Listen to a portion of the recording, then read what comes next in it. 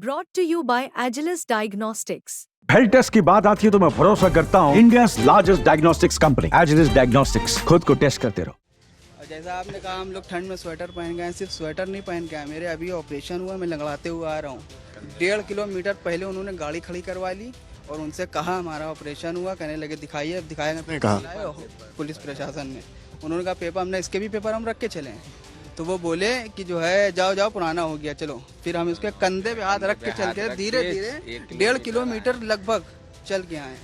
भैया हमारा फर्ज है, हमारी जिम्मेदारी है, तो वो हमने काम तो रेंग के जाएंगे तब भी पूरा करेंगे। उत्तर प्रदेश में उपचुनाव है। हमारी मौजूदगी कानपुर की सीसामऊ सीट पर है। सीसामऊ सीट दिलचस्प इसलिए है क्योंकि ये प्रतिष्ठा की लड़ाई बन गई है, फिर चाहे वो बीजेपी हो और चाहे समाजवादी पार्टी हो। सुबह का समय है, अगर आप पोलिंग स्टेशंस पर देखेंगे तो इस समय लोगों का धीरे धीरे आना शुरू हुआ है। ठंड काफी है, कोहरा पड़ रहा है।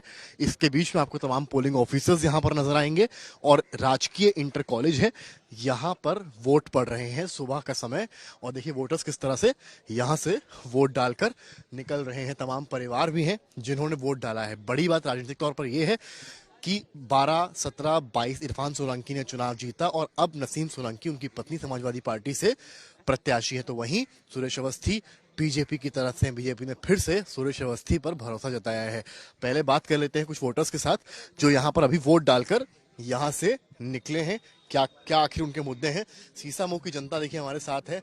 आप लोगों ने अभी वोट किए हैं, क्या लगता है मुद्दे क्या हैं इस बार? मुद्दे का मतलब तो हम जानते नहीं है भाई। ये हम जानते हैं कि जो की लड़ाई है सपा की और भाजपा की। नहीं मतलब मुद्दे से मेरा मतलब है आपके क्षेत्र का विकास मिलना चाहिए कि आदमी जो परेशानियां हैं वो परेशानी दूर हो। क्या मुद्दे आपके साथ सीसामऊ के? भाई मुद्दा तो यह है कि जो बेरोजगारी और गरीबी और महंगाई जो चल रही है, हर आदमी को यही चीज चाहिए कि महंगाई और बेरोजगारी और गरीबी ये कम हो। और इसलिए हम लोग एक ऐसा नेता चुनना चाहते हैं जो गरीबों की और लोगों की भावनाओं को समझे। जो महंगाई चरम सीमा पर पहुंच चुकी है, उसकी महंगाई को देखते हुए हम लोग ऐसा नेता चुनना चाहते हैं कि महंगाई कम हो। हर पब्लिक और हर आदमी यही चाहता है। आपका क्या कहना है? क्या आपका क्षेत्र, आप काफी पहले से यहाँ रह भी रहे हैं सीसामऊ में, कि आप काफी पहले से यहाँ रहते हैं, क्या बदलते देखा सीसामऊ में आपने? और आपको कुछ नहीं हुआ, वैसे ही जहाँ पे था। मतलब जो आए उन्होंने कुछ नहीं किया? हाँ वैसे ही था, करने वालों ने किया है मगर धरातल में नहीं दिखता कि कहाँ किया तो है। हाँ।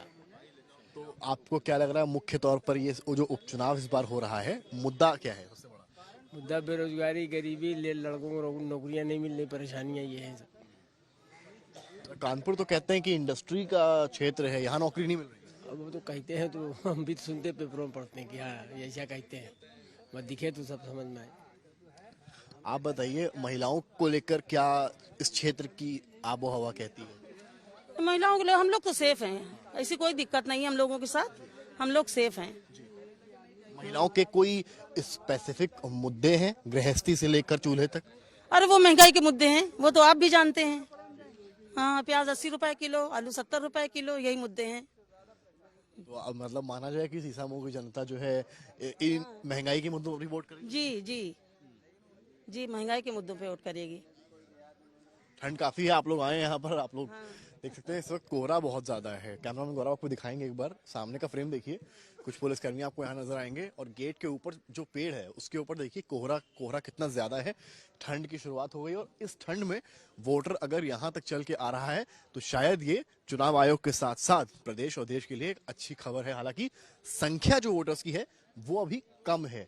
कुछ और लोगों से भी बात करेंगे। अभी हमने आपको दिखाया, बुजुर्ग से बात की, महिलाओं से बात की, कुछ युवा भी हैं, उनसे भी बात करने की कोशिश करेंगे।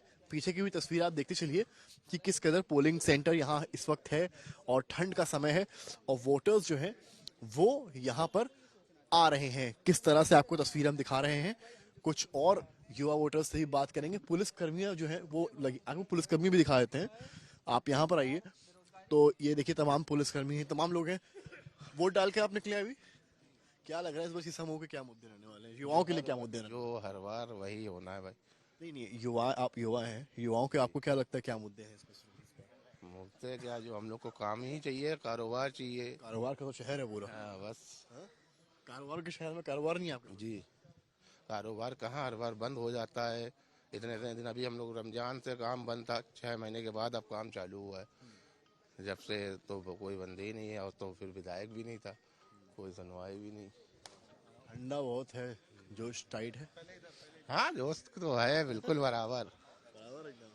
जहाँ ये वोटर्स के चेहरे पे ऐसी मुस्कान रहे तो और क्या चाहिए। कुछ और युवाओं से बात करेंगे।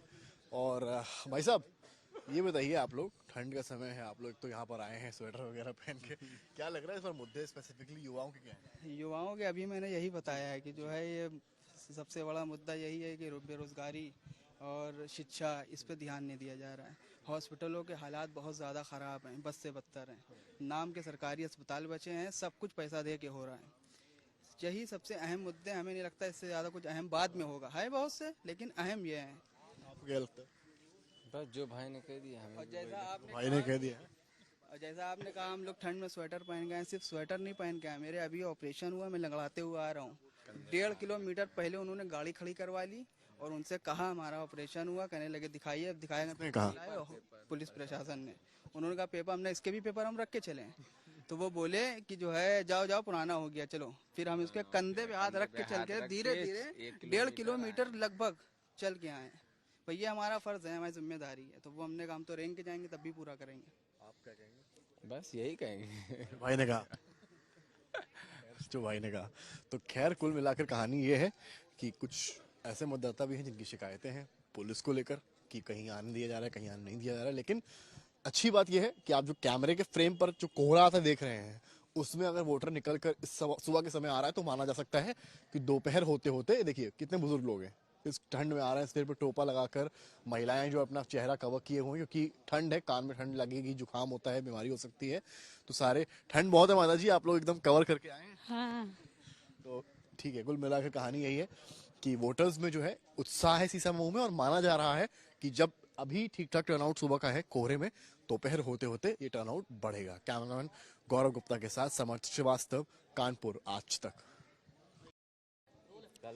So the voting has begun in the state of Uttar Pradesh in the 9 seats that are going for the by-polls, and we are present at the Sisamau assembly seat of Kanpur. As you can see, the polling agents are, in a way, have begun their work. It's quite chilly winters. They are also taking support of some chai out here to get rid of this cold and fog. You can clearly see they have got tea in their hands. काफी ठंडा है मौसम इस समय, और आप लोग चाय का सहारा लेना पड़ रहा है। अब लेना पड़ रहा है क्योंकि सुबह सुबह आप लोग का ड्यूटी लग गया है। जी जी सर, सुबह से हम लोग आए हुए हैं। इस समय 5:30 बजे आ गए थे। उसके 5 बजे आ गए तो और ज्यादा कोहरा हो गया। कोई बहुत फॉग में जम। हालांकि वोटर भी आ रहे हैं, अच्छी बात ये है। जिस टाइम से वोटर चालू हुआ उस टाइम से वोटर आ रहे हैं। जी। So you can clearly see that the people out here are here coming with the, you can see this visual, especially the polling agents out here taking care of IDs, because interestingly, Samajwadi Party yesterday had given a letter to Election Commission asking the policemen not to allow police to check the IDs and the burqa. And now the polling agents, because they are also authorized for that, they are checking. So that's the quite a manner, and the request was accepted. And you can clearly see it's morning and the voters are coming in large numbers, especially the women out here of the Sisamau.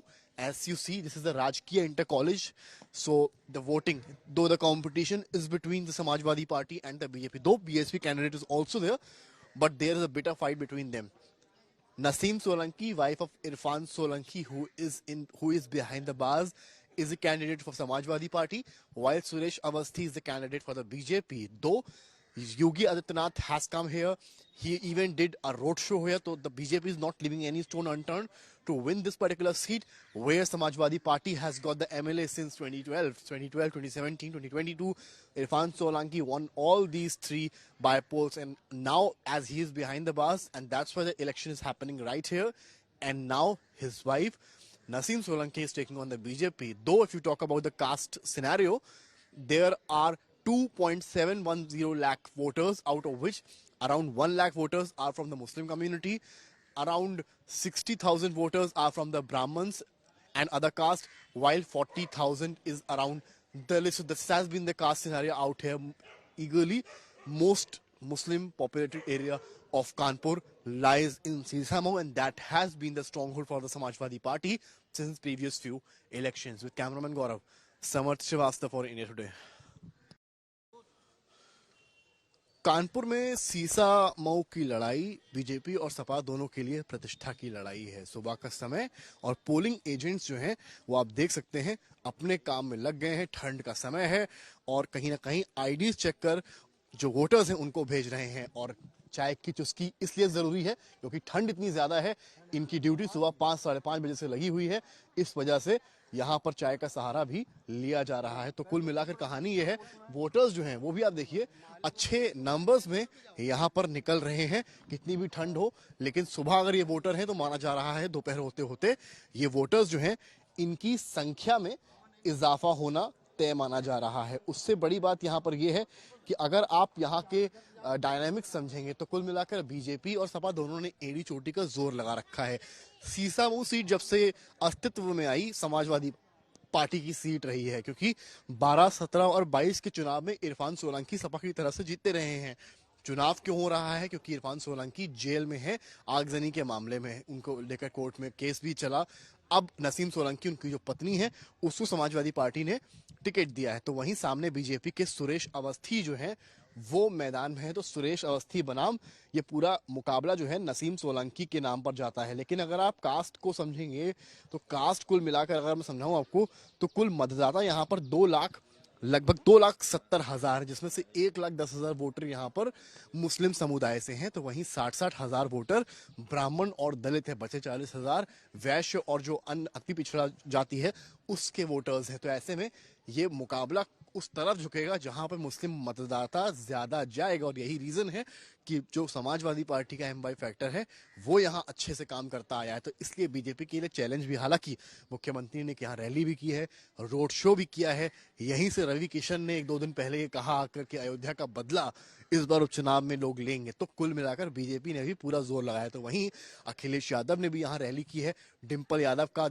आखिरी दिन campaigning में road show हुआ है। तो वहीं शिवपाल सिंह यादव ने यहाँ तमाम बैठकें ली हैं, रणनीति बनाई। तो देखना यह है किसकी रणनीति काम आएगी और क्या इस बार बीजेपी समाजवादी पार्टी के इस किले को ढहा पाएगी।